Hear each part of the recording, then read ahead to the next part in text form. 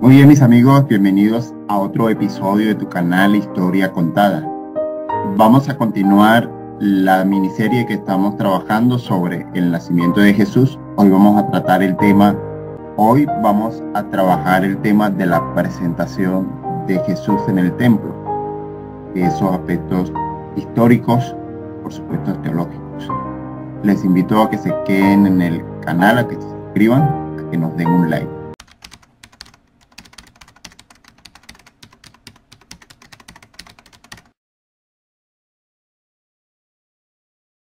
Muy bien, para dar inicio al tema, nosotros comenzamos diciendo lo que San Lucas concluye en el relato del nacimiento de Jesús, aquel relato que hemos venido trabajando en los capítulos anteriores. Lucas concluye el relato del nacimiento de Jesús narrando lo que sigue en la ley de Israel, lo que sucede en el 8º día y el 40º día después del nacimiento de Jesús. Aquel acontecimiento importante para la historia universal, aquel acontecimiento que incluso divide la historia en dos partes, por eso conocemos antes de Cristo y después de Cristo. Bueno, después de ese acontecimiento del nacimiento, al 8º día, entonces llega esa presentación en el templo. El 8º día en el mundo del judaísmo es la circuncisión. Es aquel momento en que el niño Jesús es acogido, o Jesús es acogido formalmente en la comunidad de las promesas que provienen de Abraham. Y ahora pertenece también al pueblo de Israel.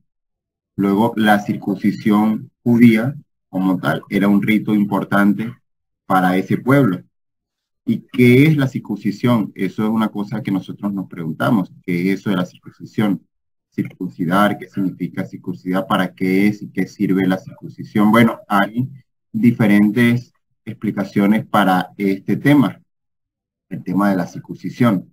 La circuncisión simplemente es una cirugía que se usa o consiste en quitar el prepucio, la piel que cubre el pene, y incluso en algunas culturas, sobre todo la anglosajona, lo utilizaban o la utilizan por motivos higiénicos.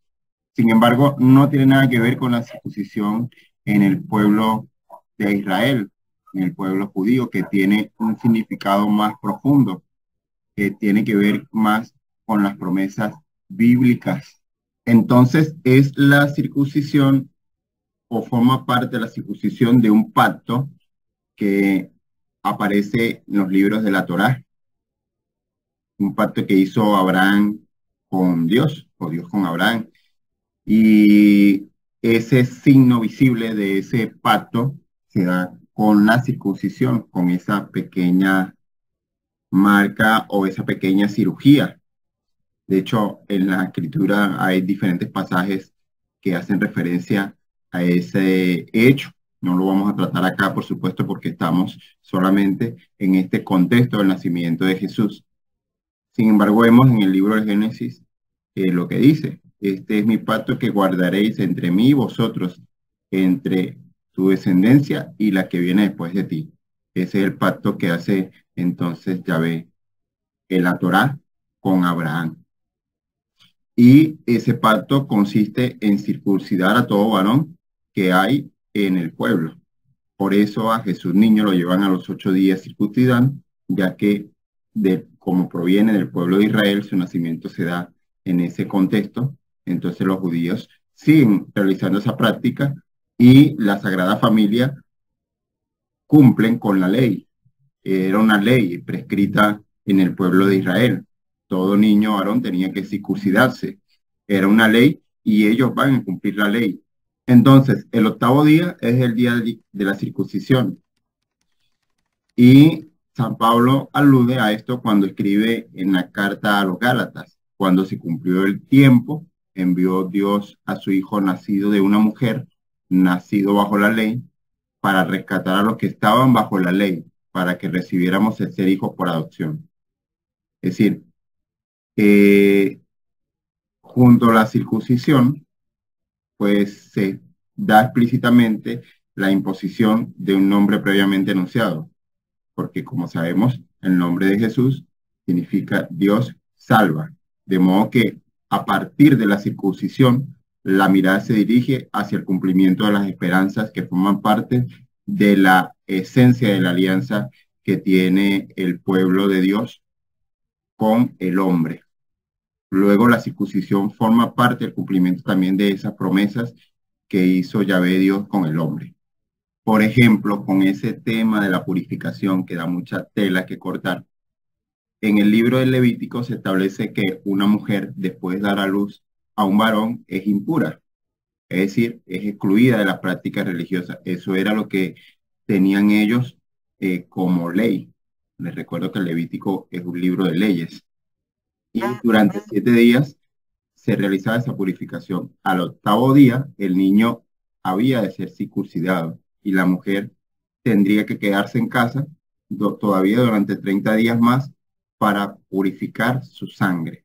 Eso lo establece el libro del Levítico, sobre todo cuando una mujer da a luz a un varón.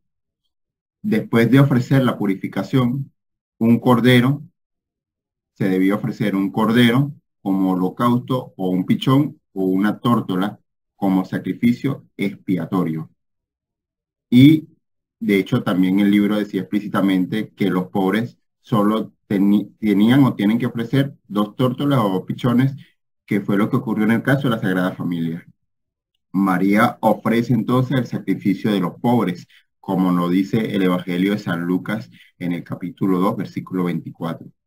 San Lucas, cuyo evangelio está impregnado de una teología, digamos, teología de los pobres, de la pobreza. Nos da a entender aquí una vez más, de manera inequívoca, que la familia de Jesús se contaba entre los pobres de Israel. No pobres de miseria, sino pobres del desapego, desapego de lo terrenal, de no esperar o no tener un asiento aquí en esta tierra. Vemos como a día de hoy mucha gente está pegada a las cosas materiales. Sin embargo, la Sagrada Familia se despojan de todo lo material y ofrecen un sacrificio de pobres. Nos hace comprender precisamente que entre ellos podían madurar el cumplimiento de la promesa. Porque cuanto más está desapegado el hombre de las cosas terrenales, porque mientras más está desapegado el hombre de las cosas materiales, más consigue su centro. El problema de hoy es estar descentrados, o el hombre cuando está descentrado, entonces deambula entre los vicios y entre las adicciones. Eso es otro tema, pero pues siempre se tocan aristas de estos problemas.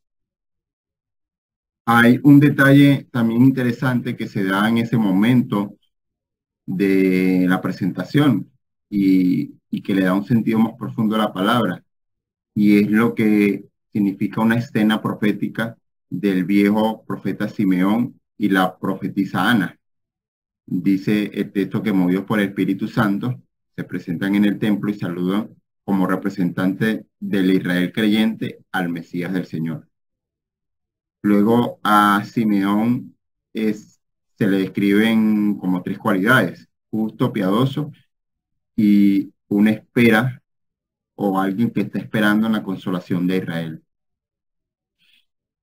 Cuando uno ve a San José, pues uno también ve lo mismo: un hombre justo, un hombre que vive en y de la palabra de Dios, vive en la voluntad de Dios, vive de lo que dice la Torá.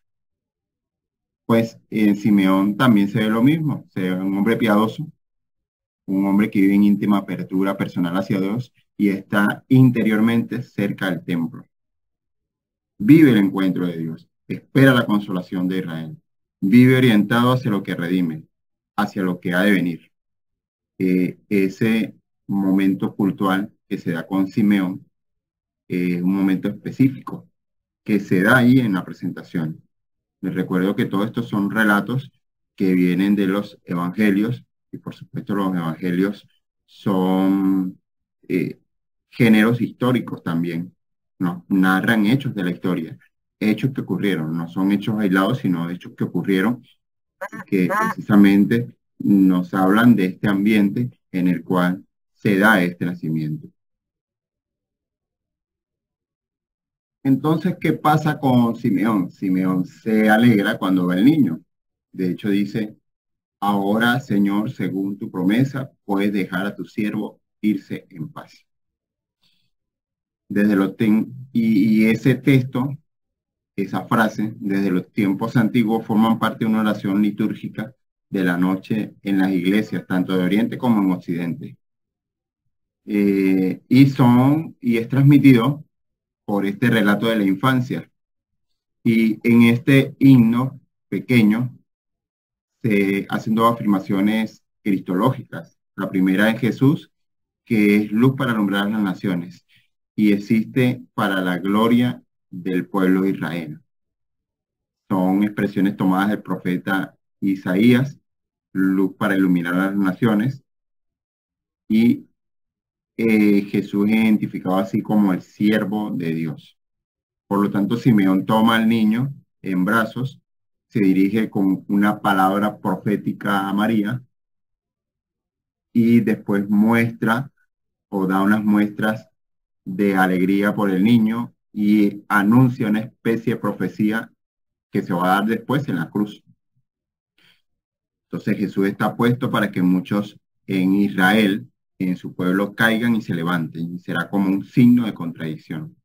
Y al final se dirige a la madre con una predicción muy personal. Y a ti una espada te traspasará el alma. Es lo que llaman la teología de la gloria y la teología de la cruz, que van, por supuesto, unidas. Van unidas y se ve precisamente en este pasaje. Y por último, junto al profeta Simeón, está también una profetisa llamada Ana, una mujer de 84 años, que después de estar 7 años casada vivía viuda desde hacía decenios. Y esa mujer no se apartaba del templo ni de día ni de noche, sirviendo a Dios con ayunos y oraciones. Por lo tanto, ella también es la imagen por excelencia de la persona verdaderamente piadosa, que vive cerca de Dios y para Dios en el cuerpo y en el alma. Ella también da gracias a Dios por esa presentación del niño en el templo. Y precisamente su profecía consiste en el anuncio de la transmisión de la esperanza de la que ella vive.